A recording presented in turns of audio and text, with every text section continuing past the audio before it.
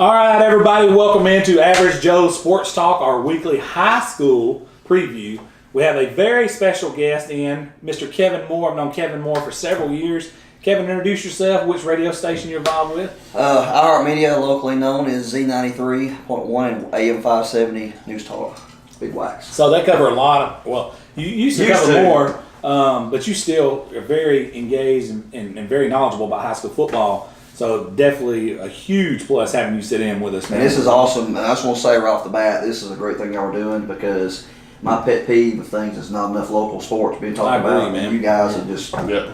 I agree, man, and people like Kevin noticing, man. That's why we do it, man. Like we want these kids to get noticed, man. Like that, you know. Yeah, we spotlight, but certain players. But hey, man, it's also this is the real world. You know, like when these kids graduate, they're not going to be handed anything. Yeah. So these guys that's come on and been players of the week, last week for these guys, man, like Cat and Moon. You got to work your butt off, and then we're gonna spotlight you. You know, and what I mean? for some of these kids, this is the only football they're going to experience. Yeah, and this is like just getting their name out there on social media. Right. That's like a big deal. So. And before we go any further, I'm gonna tell you a funny story about that. Like we talked to Darren Meade and his granddad, and we mentioned to Darren Meade was like we reached out to his granddad first and was like, hey man, we're thinking about featuring him as a player of the week. I'm in, and I was like. What's this? His granddad talking about? And I'm like, yeah, we're just kind of going to bring him in. He said, no, you don't understand. Like, we don't have anybody talking to us. He said, we're in. That's what his granddad told me. He said, one time, and no, dude, like he's got schools kind of looking at him, but as far as media and an outlet to get his name out there, nothing. His granddad told me, he's like, you tell me when, you tell me where, he will be there however you want him, and I promise you he's going to be thankful.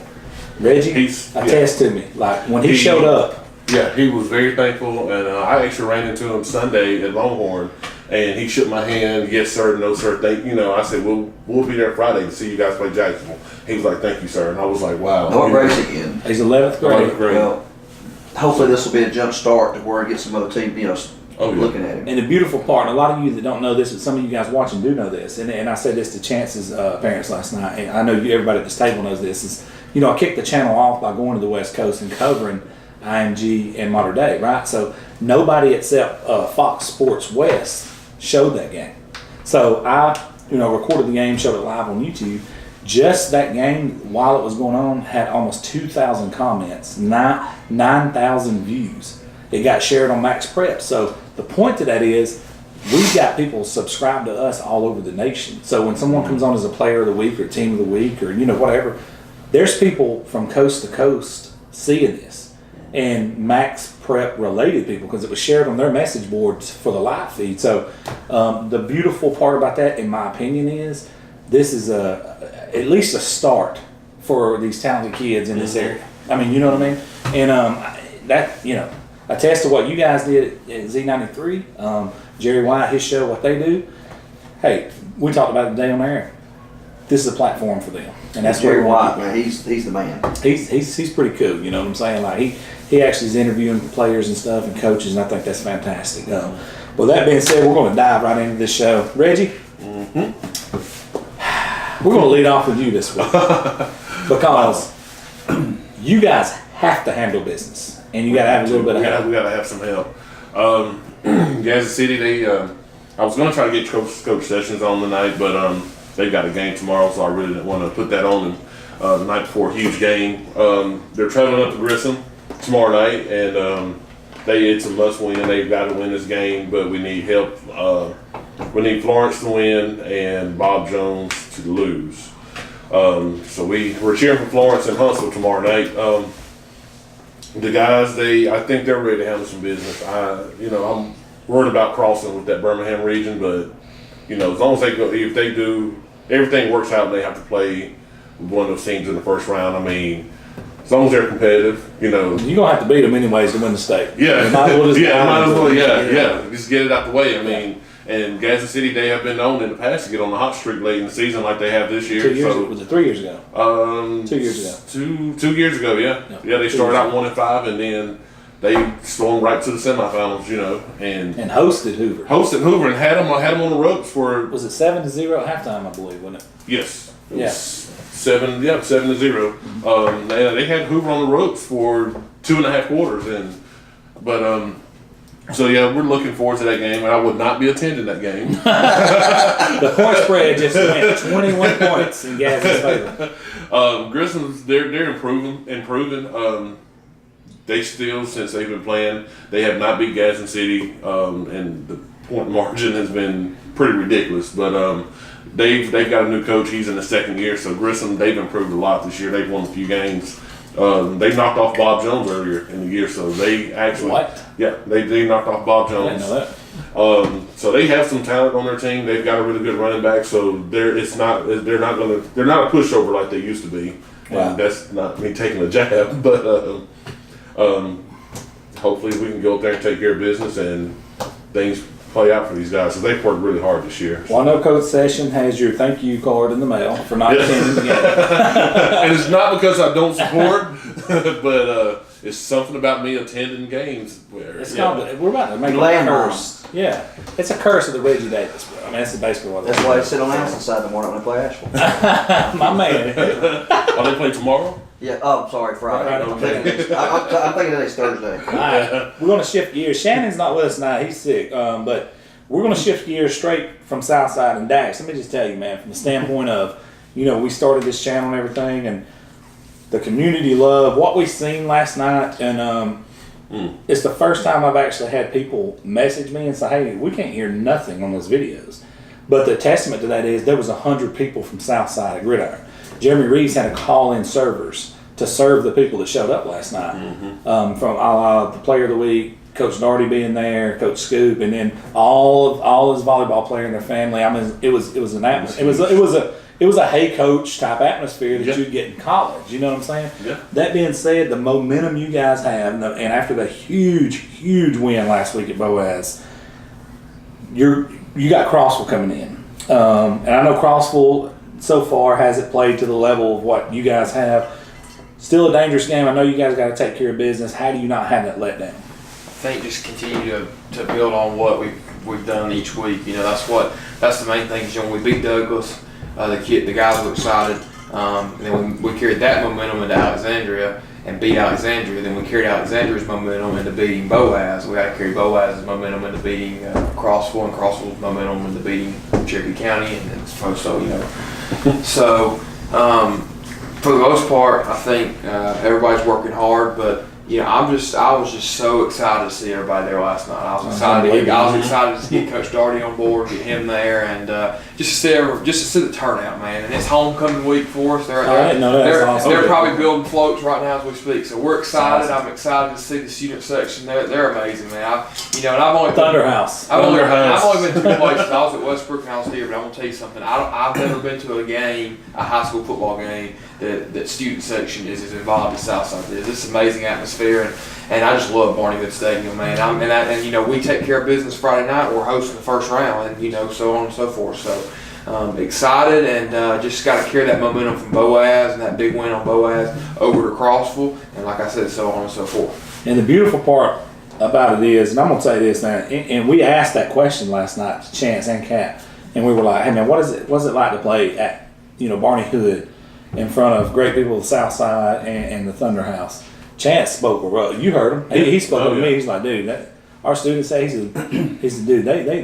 They are the ones that fuel us. They're the ones who make us, go that extra rep and get after it more than we normally would. Yeah. I know you got something to say. I was wondering. I was about to ask where the game's going to be located, and it's pretty unique having homecoming this late in the year because the weather's not too hot and all the girls' makeup running and everything. but I was wondering because I was worried about the game being at Crossville because I was wondering if I was going to be able to get a signal anyway out from that area. Because the one bathroom they have up there's got electricity. I was a little worried about that. So because the radio broadcast might go down. But I'm glad it's at Southside, so I know I can. I think Crossville's a hard working football team. I think that they're a really good football team. So I don't really have anything bad to say about them. So the people that created the equipment for the shuttle before it exploded, they thought they would good too, but it crashed and burned. So I try not to laugh when you say all I can't help it. See, I have to watch. See, I have to watch what I say because I get in trouble a lot. So I just, I think our main focus is this week though is to get better. Obviously, I mean Crossville, they're 1-7, but we're just excited that we're in the playoffs now and having from where we were at 1-4, and I've said this over and over. They buried us, man. Mm-hmm. But I'm gonna tell you, not one person in that locker room, including myself, not one of us, thought down on ourselves. We knew that things were going to look up for us, and they finally have. We kept working hard, played some really good football teams. So, just I'm just blessed to be able to be a part of it and just witness it, kind of come to fruition. When I heard you say that the first time last week about they buried us, and I can't remember the player's name at Hoover, is when Hoover had their streak broke of state titles. When Spain Park won that one, right? Mm-hmm. And he said they buried us. And Josh Niblett made one of the seniors that year. I can't remember who it was, a white dude. I can't remember his name. He said he made the seniors get up before the first game. He said, I want each one of y'all to say a little bit. Just something that I want you to determine this team. And I heard you say it last week, and I didn't say it on air, but I'm going to say it on air this time. He said that everybody after we lost that first state title, they thought there was a chink in the armor. He said they thought they buried us. He said they didn't know we was seeds. So when they buried us, all he did is dig back in, and now we're sprouting out, and we're going harder than we ever have. Mm-hmm. And I was like, that reminded me of Southside, because I'm gonna be honest with you. He said it coming on the show. He was like, even when they were losing, he's like, these guys work too hard, bro. It's gonna happen. We're gonna click, and they have. Mm-hmm. And I want to iterate too, because I got a lot of Southside friends out there, and Crow tasted a lot. I tasted a lot of Crow this week.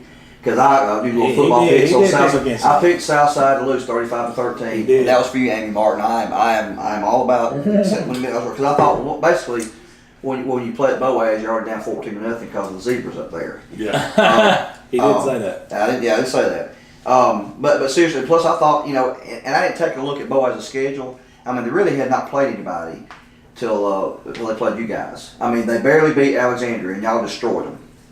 There was somebody else that I was looking at. Well, they did lose to Albertville. Yeah, they lost to Albertville. I thought that was suspect. Yeah, that right there, and there's somebody else that they barely beat that y'all blew away, and of course, sometimes in a matchup like that, I tend to go with the home team, so that's on me. So I'm not picking against Southside anymore. You said Collins was gonna have 3 touchdowns? Yeah. He said 200 yards and 3 touchdowns. I don't think he had 100 yards. Hey, so I put the jinx on him. So. I asked Mr. Moon last night. I was like, "You take it personal when you play something like that?" He's like, "Not really, man. It's the next team up." And so that's good. That's what it be. He did, but you could tell he's like, You can tell that. Not today, buddy. All right, we got to move on a little bit. Biggest game of the week, man. I'm gonna let Reggie touch on this, and I want all of us to touch on this. Jacksonville at Hopes Bluff. We actually have sideline passes for this game, so we're going to be on the sideline at this game, covering this game real heavily. Massive matchup. One of the biggest games in the state. This is actually one of 2 games in the whole entire state featuring 2 undefeated teams this week. I've been looking forward to this one all year, basically. Once I saw how good Jacksonville was and Hopes Bluff being Hopes Bluff, and I was like, I've had this date circled. My question to you is, the quarterback gonna be back? Why did he not play last week? He had a bicep injury, and I wonder if he's on his throwing arm. They didn't say. They said he could have played last week, but I think being smart, Coach Rob just said, you know what, we're going to sit you out. We're going to, let you rest before the Jacksonville game. That's a big game. So the backup played, and he got hurt.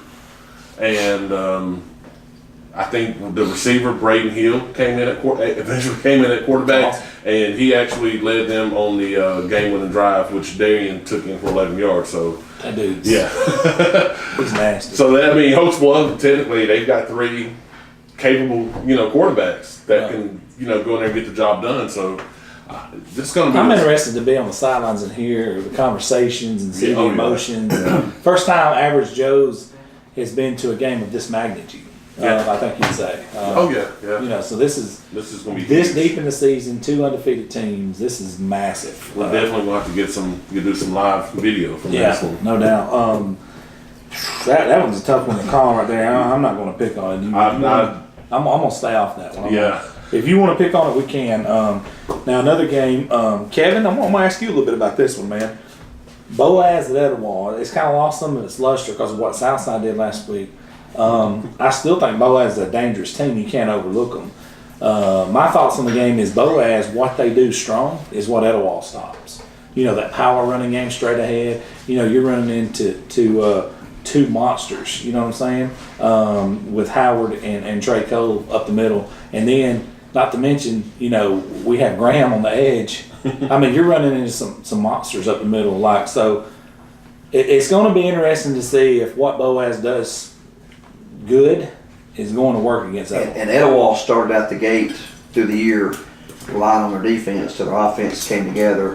In the last couple of weeks, they've seemed to they started to kind of peak. So, plus, and the game's at Etowah, if I'm not mistaken. So, so Boaz probably, you know, unless they get to the playoffs and win a game, they might be looking at, you know, not winning more games the rest of the year. Yeah, So- it's going to be the toughest test for Christian Collins and company. There's no doubt. I think because I say that, but like last week they ran into a buzzsaw. Yeah. I mean, they ran into a flat buzzsaw with Southside Well, last week. you know, Etowah, no disrespect here. I mean, Etowah was very dominant over Southside. And if they did it to Southside, I mean, I'd hate to be a pirate right now. I mean, It's gonna be tough. they're going to come into that boat's going to sink. Well, on that though, Southside was at a different place Yeah. during that season. I think if Southside and Etowah were playing now, I think that game would be a little bit more competitive. Yeah. Oh yeah, no doubt. Oh, yeah. I think You know, so too. The offensive line for Southside is just Oh kind yeah. of mad on the last Yeah. few weeks. They were young. I mean, Yeah. you know, when we started the season, I think our whole offensive line was like. It's actually 10, Zucchelli was 12. out in that game too. Yeah. Yeah. He didn't So, I play a mean, you snap. know, Yeah. for the most part, we were young, but we're getting, you know, we're maturing. So, you know. I would like to see, man, and I'm gonna be honest with you, the way that bracket shaping, they could. I'm not even saying it's trying to be cute or nothing. They literally could face off of you. I think it'd be the third round, wouldn't it? That would be. I mean, I could That see would- that. that With would the be- way Southside's playing right now, Yeah. I could see that. That would be a huge game. That we would have to move that game to Jacksonville Stadium because I mean They get that that done, turnout that'd be huge. that turnout will be huge. Would be exciting for the community. I Yeah. look forward to doing that. We're running a little bit long. We're going to touch on two major games out of 7A Region 3. I'm going to say this, and people may argue with me that 7A Region 3 in the state of Alabama may be the toughest region in all of America. Oh, yeah. I agree. I don't see it Is going against that. anybody, I mean, like, your absolute, just straight up trash team, you know, are still very good football teams. Hoover could end up, if that's the region, it Yeah. could be the number 4. If the way things work out, depending, they could be It's a the number 4. four-way tie for one. They could be number 4 Yeah. and have to go on the road somewhere. Yeah, could you imagine? Now Yeah, they are hosting Mountain Brook this weekend, and up until Mountain Brook only's got one loss, One loss, yeah. right? So I went to watch Hoover Vestavia last week. Hoover handled them easy. Hoover's starting to tune up. After I couldn't believe Hewitt beat Hoover like they did. I know. In order to beat Hoover, you got to score. So we're going to touch on Mountain Brook Hoover real fast. Mountain Brook's another one of those teams real good defensively. They run the football. They kill the clock. I'm just going to be honest with you. That's not how you beat Hoover. You got to score. They can't score. They'll score some on Hoover. Hoover wants you to get in a track meet. They bait you into getting into a track meet. You know how they do that? They blitz and they blitz and they blitz. And here's what happens. You're going to hit them big and you're going to score on them. They want that. Because what they're going to do is they're going to go right back out there and they're going down the field and they're going to score. They want that track meet and they wear you out because they got 90 players. 90 legit football players. What happens with Hoover when you beat them is when they get 2 or 3 turnovers, Robbie Ashford gets, out of his mind. Josh Niblett's forgotten more than I'll ever know about football. I still to this day, my biggest weakness that I just do not understand when I'm watching Hoover is give Larry McCammon the football. I've said this all year. I sent a video out in the middle of the game. He is the most underrated running back in the nation, in the whole nation. And I've watched tape and footage, and with my own 2 eyes, the so-called best backs in the nation. Larry McCammon is the most underrated running back in the nation. Wherever he goes, somebody is getting an absolute diamond in the rough. Josh Niblett gives him the ball maybe 30% of the time. Wow. And he tries to feature Ashley, and he tries to feature George Pickens, which is great. Great players, both college players. His bread and butter when he needs something solid to happen is McCammon. He don't give him the ball. I take Hoover in that Mountain Brook game by 21. They're going to beat Mountain Brook to death. They're teamed up. I think the only way Mountain Brook can beat Hoover is if they can come out and get the ball first and take control of the game with their downhill running and just control the clock. Then Shake they Bobby have Ashford. Yeah, they'll have a chance. And I mean, Mountain Brook has a solid defense, and you know, like you said, if they can get in there and shake him up, I mean, they could knock him off. He's 15 years old. Yeah. So he is easily shaken. Yeah. Even in games where they're winning 21, if you hit him a little bit late or something, he loses it. He throws a pick, he's out of it. Yeah. They went straight down the field on St. John's. He threw an interception at the 5, they ran it all the way back. All right, guess what? He's over on the sideline cussing people out. He goes back in there, he goes straight down the field. He has fumble. Guess what? He's over on the sidelines cussing people out. He's out of the game. He's completely out. So they play the next day, straight down the field, they score. The next drive, straight down the field, Hoover, he throws another pick. Oh. And then, dude, he's like taking his helmet off. He's 15 years old, though. Mm-hmm. Yeah. He already has major league teams trying to draft him right now. Now, Hewitt Trustwood Thompson. You want to talk about a shootout? That's going to be a shootout. Yeah. If that game's not in the 40s on both teams, I will be very shocked. You got 2 Alabama commits in the game. Well, no, you got Actually, There's a bunch of 4 Alabama, 5 Alabama because I think commits. Trussell's got 4. Yep, 5 Alabama commits. Actually, I think Thompson's got 2. So actually, they got an offensive lineman. Yeah. So let me ask y'all a question. Let's just cut to the chase. We're going to cut this video. Give me a score prediction on that game. Kevin? Hewitt Trussell, 56-49. I'm going to go with Thompson, 52-48. It's at Thompson. Yeah. I'm going to say 46-42 Hewitt. We're shutting it down. You guys got anything else? Come out to Barney Hood Friday night support. Dax. Come get loud. They are going to. Barney Hood will be packed. Pray for the Let me tell you something. Those people from Southside has been blowing us up. Barney Hood They will are. be packed. Yeah, well, we thank Right. everybody from Southside for all the support. I'm gonna tell you something. I think they're gonna have an overflow. I think they're gonna fill up some Crossville sidelines. Going Jackson for our 4th win straight. And, move, like I said, move the momentum from Boaz to Crossville and move it into Cherokee County. We need you there. We need you excited. You guys got this, and pray for the Jacksonville folks as they go by covered Mike Robertson Stadium. You know what the name of that stadium is, right? Oaks Bluff Stadium. Mike Robertson. What the real name of it is? It's Mike Robinson Field, right? It's called the Woodshed. The Oaks Bluff people named it the Woodshed. Jacksonville's going out behind the Woodshed Friday night, though. Yep. All right. Please hit the subscribe button. Please hit the bell for the notifications when we drop new videos. This is Average Joe Sport Talk. Good night.